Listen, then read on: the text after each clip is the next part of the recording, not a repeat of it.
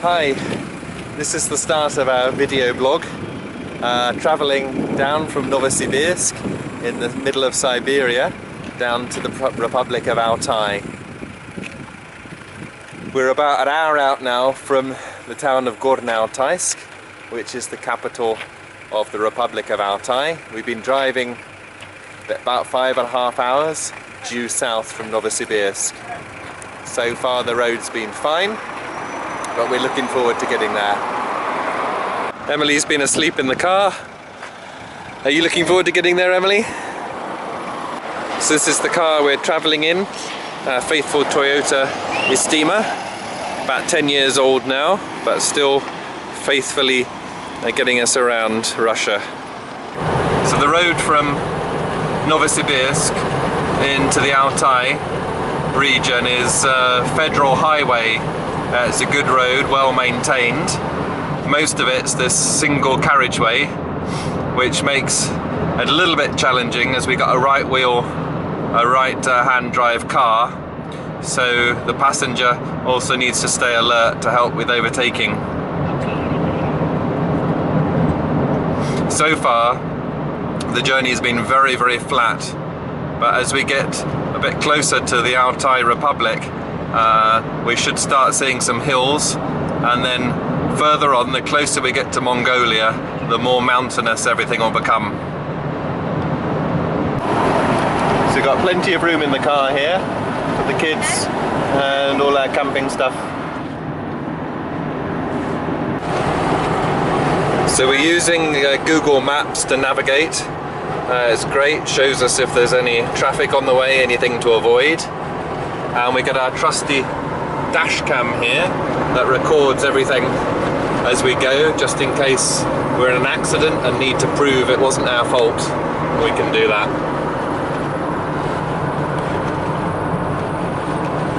So these things they're selling at the side of the road, in Russian called veniki, for 80 rubles, so that's for about £1.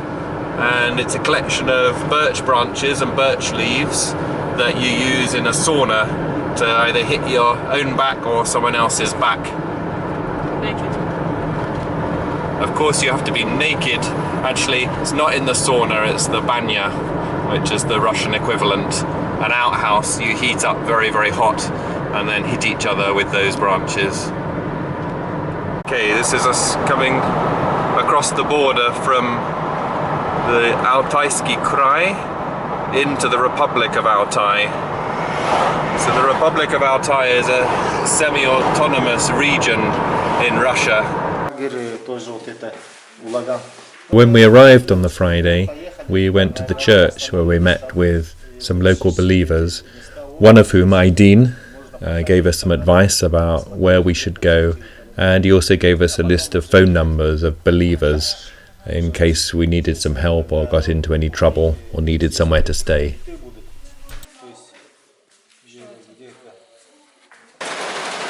We were very glad that we were staying in a flat for the first night in Gorno-Altaysk as this huge thunderstorm hit that night.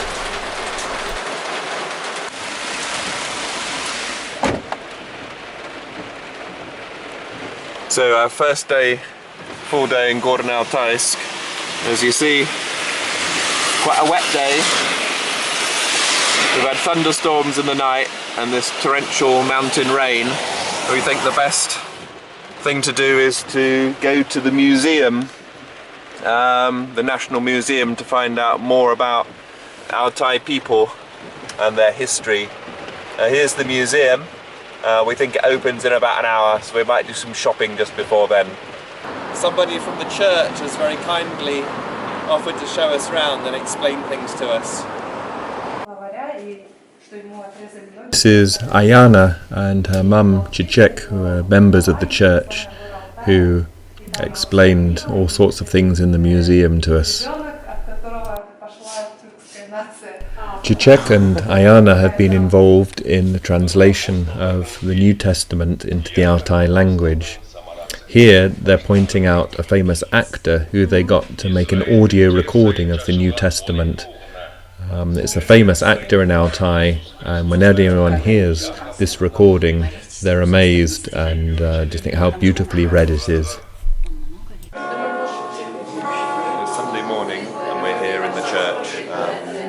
for it to begin. We were told it would begin at 11 o'clock.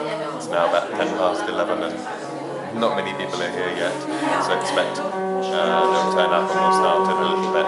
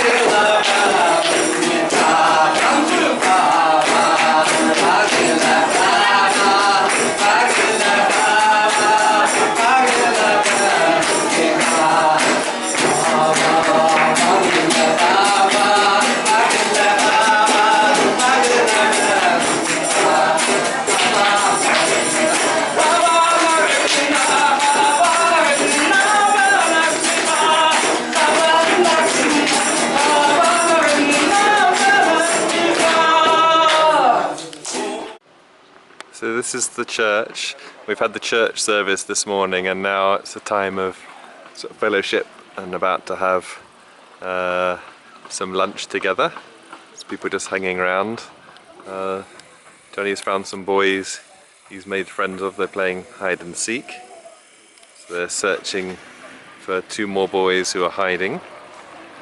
These two.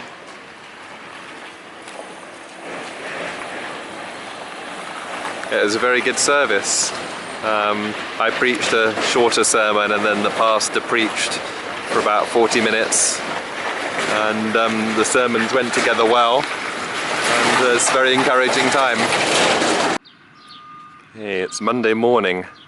So last night we drove down from the main city where we'd been at church, Altai, but we couldn't find a campsite en route where we wanted to stop. We found one, but it was full and you had a few places and they'd already been taken. So it was getting late. So in the end we found this place and rented a couple of rooms in it. And we've had a good night's sleep. And so we're just getting ready to set off now to head further down the main highway and to see if we can find a campsite where we can at least be based for tonight and maybe the next couple of days. And we wake up this morning to these amazing views. Now, apparently this place is well known for wild mountain deer that come down these hillsides. So we're heading up into a mountain pass. This is the road we've just been on, curling round there. And this is interesting. Have a look at this. This is a tree with these little ribbons tied on them. This is part of a shamanistic belief that tying these onto the tree is a way of praying, a way of receiving luck and good fortune. This is Monday afternoon and we found a little place to camp. This is where we are. 2 tents put up, a little camp made here, and as you can hear, we're by a little stream which gives us water and somewhere cool to store our stuff. These are our pelmeni, Russian fast food. I'll come back here. We got some more water boiling here on the fire. And some hungry campers waiting for their pelmeni. Be ready in a second. This is the noise we like to hear. Hot water boiled, ready for tea. It's 3:30 in the morning. We can already see how light it is at the camp. It's a very clear night. It's been quite cold. Okay, it's 9:30 in the morning. We've just struck up our camp and heading off down the road further southeast towards Mongolia. We're gonna stop in a campsite we've been told about that maybe we could use on the way back, and then we're gonna keep going as far as we can into the mountains today, and probably at lunchtime or just after lunch find another place to put up our tent.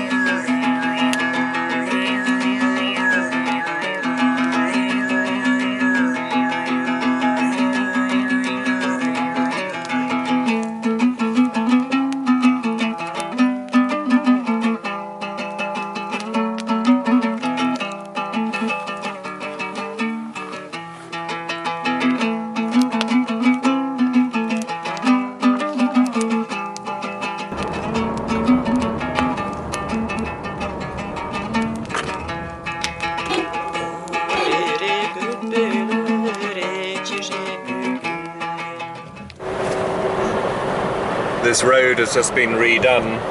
The quality is just unbelievable. So smooth.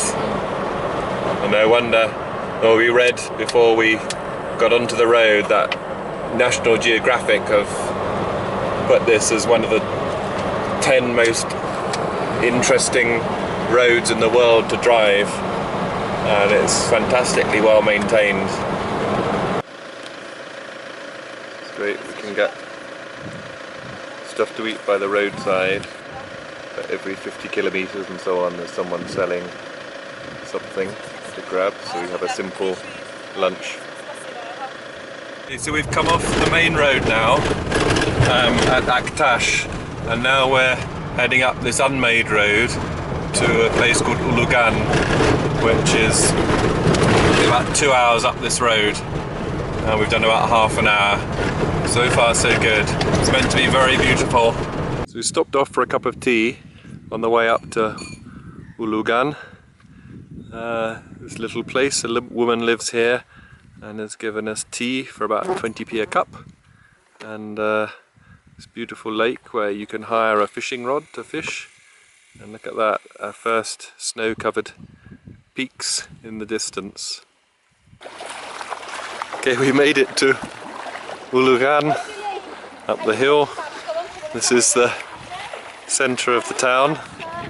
I guess there's probably about, maybe not even 5,000 people living here. You can't see all the houses from here. This is the river running through. So we're thinking we'll probably stay at a Christian guest house tonight.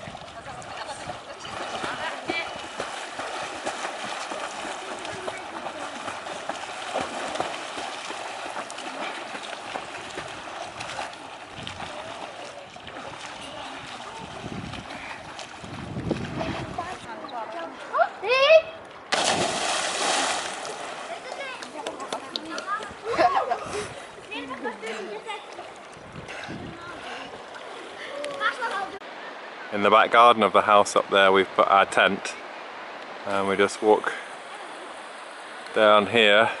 It's very hot, about 30 degrees. So we walk down here and look what we found.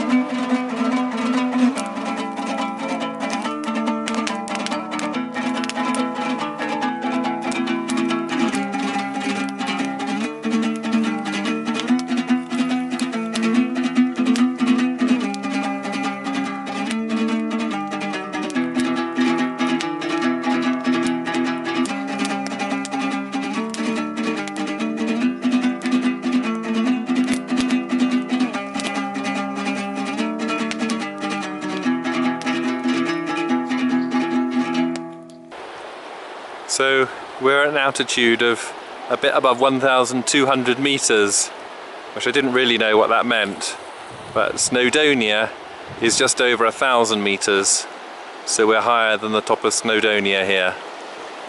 So it's Wednesday morning and we've just left Ulagan and coming back down this slightly unmade road. We're heading back down this road now to Aktash, and then we'll head further along today, hopefully to the Mongolian border or in that direction, and see how far we get and try and find a place to stay. So coming down from the hill, we just stopped off at this lady for another cup of tea and 11's, because we quite like the view here. Coming down from Ulagan, just came to this lake that we stopped off on the way, but it's so calm today. Look at that, just like a mirror. Incredible.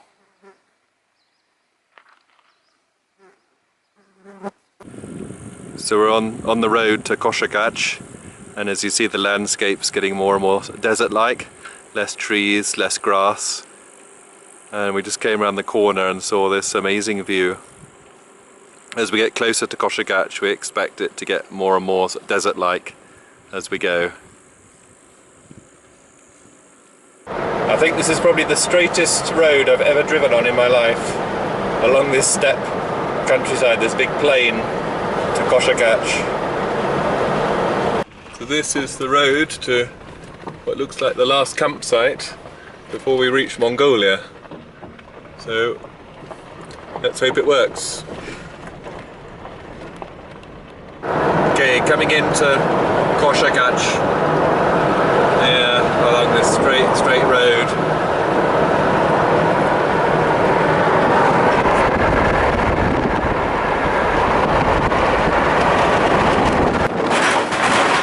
So we're here in Koshagach, which is meant to be the driest inhabited place in Russia.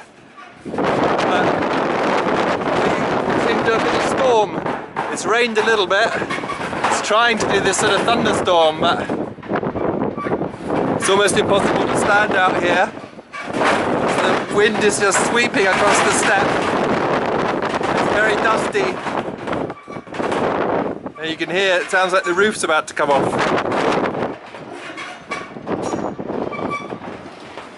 No. Okay, we're in, this is Koshagach, which apparently, as I think I've already mentioned, is meant to be the driest inhabited place in Russia, and it's now pouring down with rain. And we've just driven around the town, and we drove outside the town towards Mongolia, but very quickly hit a sign saying a border control and only people with documents allowing them into Mongolia could go past there. So now we're just exploring the town and the rain.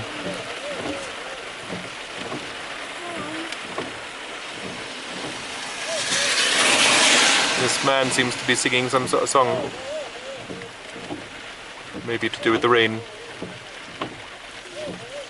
And just outside Koshagach, after this big rainstorm, we see the sign of God's promise, rainbow.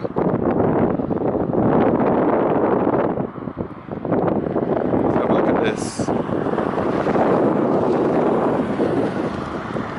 Koshagach, the last town we can be in before we reach Mongolia.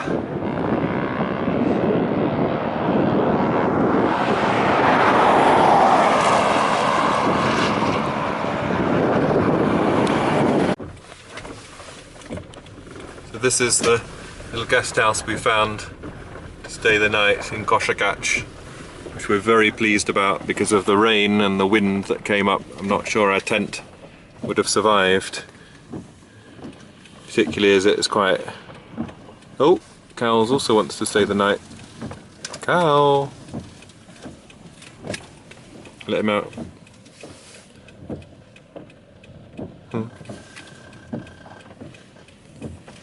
Okay, so now it's Thursday morning, just leaving our little guest house here. We had a good dry night, very comfortable, and a nice omelette breakfast. A Russian boy from Moscow who's been touring around left us his eggs, and so we were able to have a nice omelette for breakfast. Weather looking good and clear again, and we're heading back towards Aktash. We've passed a few nice campsites driving to here from there, so hopefully we'll be able to find somewhere nice to stay and we'll have a bit of a quieter day, less driving and more camping. Okay, so we're on our way back now, and we have 847 kilometers back to home.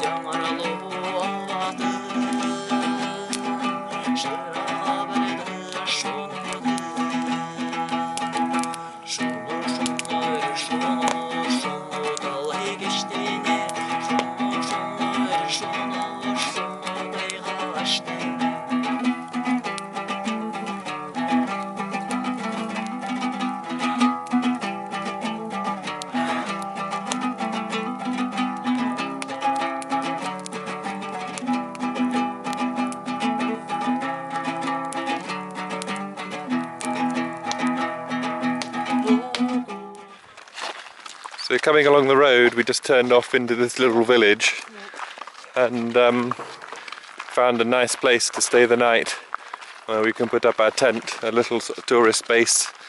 They let us very little money put up our tent, and there's somewhere down there a little river to have a dip in, although they say the water's quite cold, and we get to live for a day looking at that view.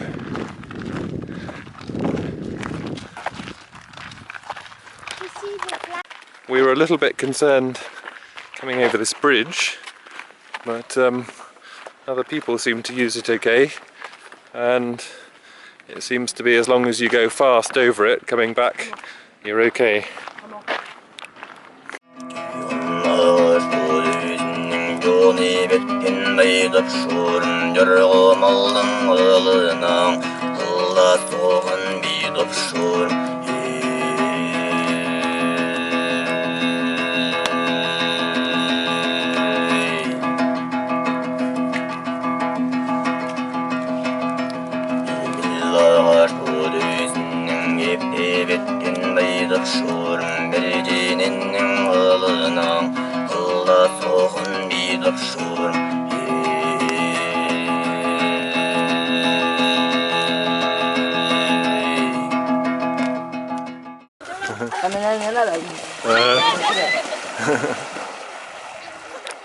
So this is the camp we found.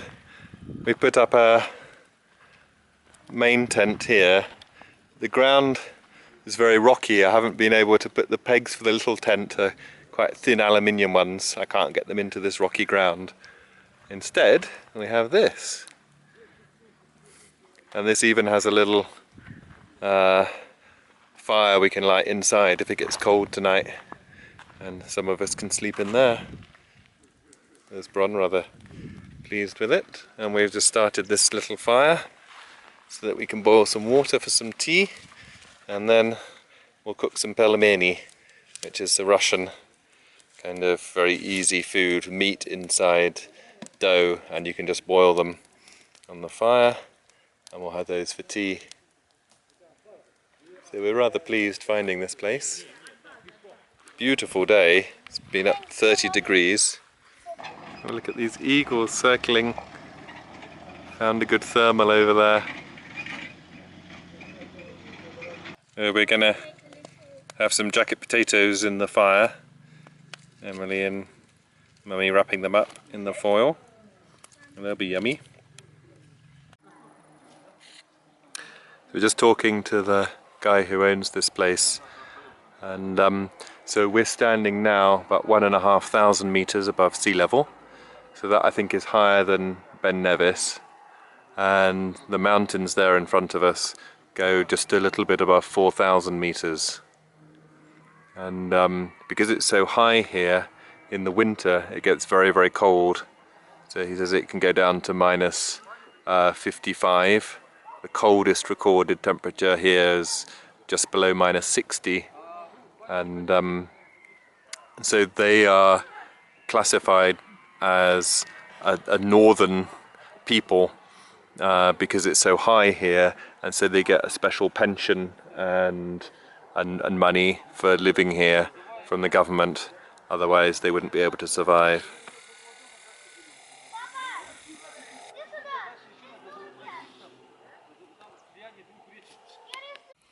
Okay, it's now Friday morning, so we got a good night's sleep in a tent. It wasn't too cold at night, despite it being so clear up here. And already it's very warm, so 7:30 in the morning, completely clear, not even one cloud. Already very warm. It's going to be a hot day. It's great to get a good night's sleep, and this morning we'll head off further. We'll back north past Aktash and try and find a good campsite where we can stop, hopefully near a river, something maybe a little bit more a bit wilder than this site, where we'll just be camping on our own. We'll see what we find on the road. We've gone just about 5 kilometers from Aktash and found this spot to camp by. Ticks all our boxes. We got a nice river running by, fast flowing, which we can use as a bit of a fridge. And we got some shade with these trees. There's no mosquitoes. We put our camp up, and this is where we're going to be for the night. And we just got a fire going there. We're going to boil some water on for some soup and some noodles in a little bit for lunch. And as always, we have a camping place with a view. Let's have a look at this.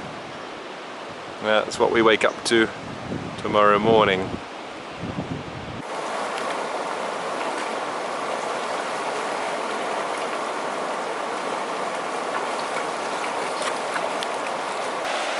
So yesterday, in the sort of wild place where we camped, we got invaded about 4:30 in the morning by a herd of cows who came in mooing and waking everyone up. So we decided to this time camp in a more proper campsite that's fenced off, so we can't get attacked by cows. So less in the wild, but more home comforts. So we found this little campsite which has a toilet, a banya, a place where you can wash, and we're going to camp next to this little picnic table called a besedka, where it's also we can eat a little bit easier than off our knees all the time. So we just walked down from the campsite and found this amazing spot. So this is where this clear river, because the clear water meets the milky Katun, and the two meet together here in this beautiful spot. It's very, very cold water though, but absolutely breathtaking. Have a look at that. Wow. Okay, Sunday morning. We had a reasonable night's sleep, and we're just down here back at where the rivers meet again before we have a Levenses and head back to Altai, do the journey back there. So just our last morning enjoying the rivers before we start heading back. So I didn't record anything last night, but when we got back into Altai, we went back to the church for a time of fellowship with Volodya was there. Andrei Grigorovich, our pastor from Rasvet Church in Novosibirsk, was there. He was staying the night after going to a different youth camp. down in the Republic of Altai, and a couple of other families came along, and we had a nice time together and told about our trip and where we'd been, and received lots of invites to different villages if we ever came back again, where the different relatives of some of the church members live. And now we're leaving Gorny Altaisk, just on the outskirts now, and we've just joining up with the main road back to Novosibirsk. It couldn't be easier to navigate. We just stay on the M52 from now pretty much to our doorstep. We live about 30 seconds drive away from the end of the road.